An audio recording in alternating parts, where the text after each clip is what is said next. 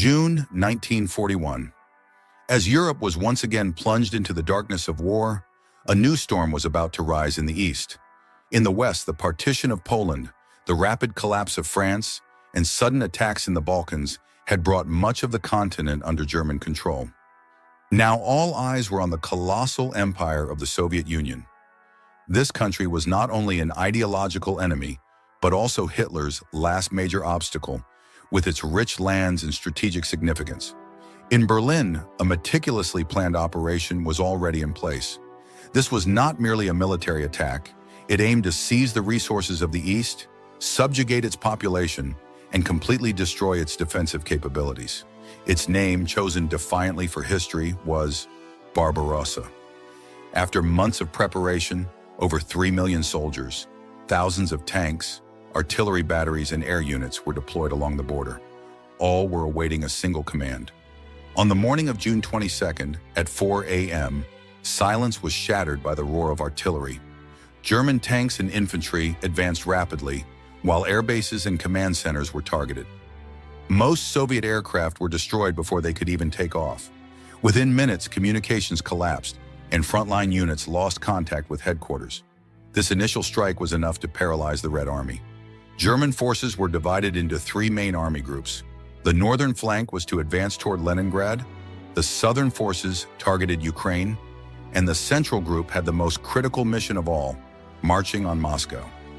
The fate of the plan depended on the speed and coordination of these 3 arms. Capturing Moscow would mean severing the Soviets' nerve center and paralyzing the state.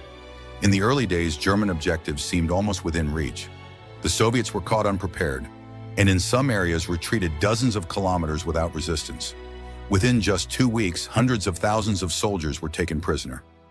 Minsk and then Smolensk fell into German hands. The path to Moscow was open. However, by mid-July, the tide began to turn. The Soviets had recovered from the initial shock. The front lines were re-established, the command structure reorganized, and defensive lines strengthened. Volunteers from the civilian population were called to arms. The Red Army was retreating, but now in an organized manner. After the fall of Smolensk, General Fedor von Bock, commander of Army Group Center, reported that advancing toward the capital was possible. Yet the situation on the ground was far from easy. Every step created logistical problems. Tanks got bogged down in mud, and supplies were delayed.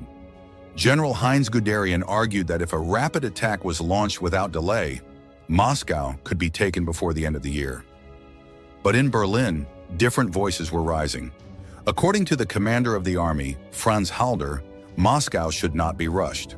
First, the rich agricultural and industrial regions in the south needed to be secured, with Kiev and Donbass under control.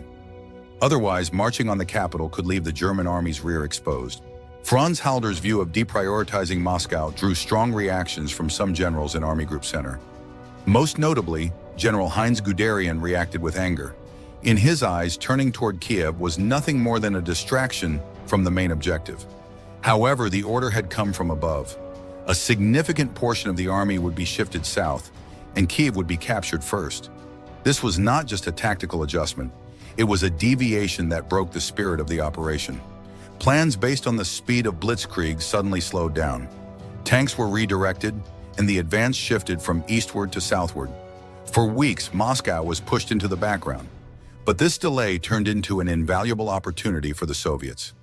In the early weeks, Stalin had remained silent, poring over reports in the Kremlin, hesitating in indecision. But at this critical juncture, he broke his silence. Semyon Timoshenko was appointed to lead the Western Front. Yet the true turning point came in September, when Georgy Zhukov was directly assigned to the defense of Moscow. Known for his strict discipline and practical solutions, Zhukov accelerated defensive preparations as soon as he arrived. Trenches were dug, subway stations were fortified, and barricade plans were drawn up. Meanwhile, a very different scene was unfolding in Moscow. While the population still believed the war would be over within months, the city was effectively being evacuated. Factories were dismantled and transported to the Ural Mountains, while engineers and academics were sent east. But those who remained were given a single mission: defend the capital. The fall of Kiev briefly created an atmosphere of victory in Berlin. Success on the southern front seemed to justify Hitler's decision. Yet the weeks lost in this shadowed triumph had transformed Moscow from just a target into a true fortress. When German forces redirected north and east, they faced not open terrain, but an organized defensive line. And behind this line stood not only soldiers, but the entire city itself. As von Bock and Guderian prepared for a new offensive, they were racing against time. Another enemy was approaching from the east: winter. Mud, cold, and storms were now at the doorstep. Stalin made a critical decision. The city would not be abandoned. This was not merely a symbolic gesture, it was a clear message of determination. If the head of state remained in Moscow, the city would not fall. Around the same time, under Zhukov's command, the military foundation of the defense was laid. A three-layered defensive belt began construction immediately: an outer line, a middle line, and an inner line extending to the city center. Each new defensive line would buy the Soviets more time. In this war, every day, every hour was vital. Moscow quickly transformed into a massive construction site. Women, students, and the elderly all took up shovels, built barricades, and transported ammunition. Night shifts in the subway were tasked with fortifying stations, while during the day they were sent to the front to dig trenches. Even the city's layout was reorganized for war. Streets were divided with checkpoints, logistical routes were redefined, and some buildings were converted into makeshift hospitals. Locations of shelters during air raids were communicated street by street, with notices posted on walls. Moscow was no longer just a city, it had become a fortress of resistance. In Moscow, every apartment had become a defensive unit, and every neighborhood a point of resistance. For the first time, the Soviet Air Defense Command took the skies over the city under such intensive protection.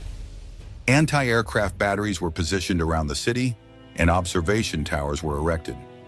Female volunteers served as operators, standing watch day and night, scanning the skies. When the sound of aircraft was heard, sirens wailed, becoming a part of the city's daily life. At the sound, the city would come to a halt, and thousands of people would rush to basements, subway stations, and shelters. Stalin's greatest fear was mass panic among the population. To prevent this, the propaganda machinery was put into action. Radios broadcasted reports from the front, letters from volunteer soldiers were read aloud, and the message, "We are here," was constantly reinforced to the people. At the same time, German bombing intensified. Industrial areas, power lines, and railway junctions were targeted. Yet Soviet air defenses became increasingly organized. Finally, in October 1941, a definitive order came from Berlin. Moscow had to be taken. The operation was named Typhoon. The plan envisioned completely encircling the capital and capturing it quickly. The attack had three main axes. In the north, General Hoth's 3rd Panzer Group. In the south, General Heinz Guderian's 2nd Panzer Group. And in the center, General von Bock's infantry. The first stage aimed to seize the passes and transportation hubs around Moscow, isolating the city. If the encirclement succeeded, the fall of Moscow seemed inevitable. But facing them was not just soldiers in trenches. It was a planned defense. Zhukov had stationed elite units along the three-layered defensive lines around Moscow. One of the critical points was the Volokholamsk direction, defended by General Ivan Panfilov's 316th Division. This unit largely consisted of soldiers from Central Asia. The fighting began with intense artillery fire. As German tanks tried to advance along narrow forest roads, Soviet troops were concealed among the dense trees. Every kilometer was a bloody struggle. Tanks struck mines, machine guns fired from ambushes, and villages changed hands multiple times. Some villages taken in the morning forced German units to retreat by evening. No one had expected such fierce resistance. German reports noted slowing advances and disrupted supply lines. Even when Panfilov's men were forced to retreat, they immediately established new defensive lines, delaying the enemy further each time. Their mission was to buy time. In the south, Guderian's tanks were moving toward Tula. Tula was the last major industrial center before Moscow and an important weapons production city. Its capture would have meant the collapse of the southern defenses of the capital. However, they faced not only city defenses, but also newly deployed Siberian units. At this point, the Soviets executed a critical move. Once Stalin was convinced that Japan would not attack from the east, Elite troops from the Far East were redeployed westward. These soldiers were equipped for cold climate warfare. Zhukov deployed them around Moscow, strengthening the defensive lines. This factor, which the Germans had not anticipated, would prove decisive in changing the course of the battle. When Guderian failed to capture Tula, the southern flank of the German offensive came to a complete standstill. Things were not going well in the center either. Von Bock's headquarters had to acknowledge that the attack was far tougher than anticipated. Roads had turned to mud with the rains, tanks were bogged down, and engines had stopped working. Yet the threat over Moscow still persisted. German reconnaissance units had approached close enough to observe the outer districts of the capital through binoculars. The city's silhouette was visible from certain hills, but seeing it did not mean reaching it. The defensive lines were still intact. By November, the wind on the eastern front began to change. Snow started covering the outskirts of Moscow, and the very nature of the war shifted. Operation Typhoon was not officially a failure, but it had yielded no decisive results. German soldiers, still in summer uniforms, struggled to fight in the freezing cold. Berlin had assumed victory would come months earlier and had failed to supply the army with proper winter equipment. At this point, cracks began to appear in the German command. General Guderian reported that the 2nd Panzer Group was no longer capable of attacking and requested permission to retreat. However, this request was interpreted by von Bock as a lack of courage. The central headquarters feared that any withdrawal would collapse the entire front. Nevertheless, some commanders began to disregard orders. Figures like Guderian initiated small-scale withdrawals on their own initiative. On the Soviet side, the atmosphere was entirely different. Defense alone was no longer sufficient. The enemy had to be pushed back. A major preparation effort was launched. Elite divisions from Siberia were redeployed to the front. Artillery positions were reorganized. Winter sleds, white camouflage, and cold-resistant equipment were delivered to the battlefield. All these preparations were carried out quietly but methodically. Everything was ready for the morning of December 5th. On the morning of December 5th, 1941, unexpected activity erupted across the snow-covered land. Amid freezing temperatures and thick fog, Soviet artillery opened fire. The long-prepared counteroffensive had begun. Zhukov's plan was simple yet precise. The enemy was overstretched, demoralized, and logistically strained. In this environment, attacks were launched from 3 directions: from the west along the Volokholamsk line, from the south via Tula, and from the north along the Kalinin axis. The assault began at dawn with artillery fire. Soviet tanks advanced while Siberian divisions, clad in white camouflage, silently infiltrated the forests. Machine gun nests were neutralized from ambushes, and infantry suddenly emerged from the mist. German lines began to crumble within the first hours. On the Volokholamsk front, the Soviet attack spread across a wide area. The German defense was unprepared for such a large-scale counteroffensive. Soviet tanks quickly seized villages, pushing the enemy back 10 to 15 kilometers. At the same time, the northern assault from the Kalinin axis shook the 3rd Panzer Group. But the greatest blow came in the south. Around Tula, Guderian's forces were nearly encircled. During the freezing nights, temperatures dropped to -30 degrees Celsius, and tank engines would not start in the morning. The German army was now fighting not only Soviet soldiers, but also the merciless Russian winter. At this point, General Guderian sent the following message to his divisional commanders: "Hold your positions as long as possible, but if you must retreat, the decision is yours." Following this order, many units began to pull back, but it was not a disciplined tactical maneuver. It was a panicked retreat. Vehicles were abandoned on the roads, wounded soldiers were left behind, and some villages were evacuated without a single shot fired. Soviet forces closely tracked this scattered withdrawal, gaining more territory step by step. At Zhukov's headquarters, developments were being monitored cautiously. Commanders were ordered not to advance too far and to remain alert for possible ambushes. Yet the gains had sent morale on the front soaring. It was not only the soldiers. The people of Moscow were informed of the advance, and hope began to bloom once again in the city. Chaos was growing within the German command. Reports sent by von Bock to Berlin clearly indicated that the cohesion of the front had collapsed.